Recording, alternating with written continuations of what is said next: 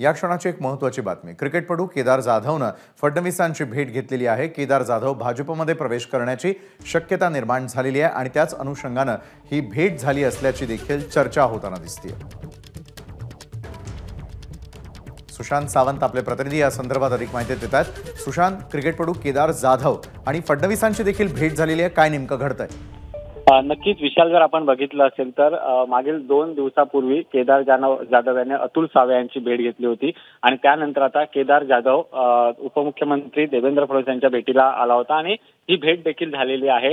ही भेट जी आहे ती खासगी कामानिमित्त असल्याची जरी माहिती मिळत असली तरी देखील जी आपल्याला माहिती मिळते त्यानुसार केदार जाधव हा भाजपमध्ये प्रवेश करू शकतो अशी शक्यता देखील वर्तवली जात आहे। मागील काही दिवसांपासून आपण जर पाहिलं असेल तर भाजपमध्ये प्रवेश करणाऱ्यांची संख्या जी आहे ती वाढलेली आहे। त्यातच जर आज केदार जाधव यांनी देखील उपमुख्यमंत्री देवेंद्र फडणवीस यांची भेट घेतलेली आहे। आता केदार जाधव नेमके भाजपमध्ये कधी प्रवेश करतात हे देखील पाहण्यात इतकंच महत्त्वाचं ठरणार आहे। विशाल, नक्कीच धन्यवाद सुशांत, आपण दिलेल्या या सविस्तर माहितीसाठी। एबीपी माझा, उघडा डोळे बघा नीट।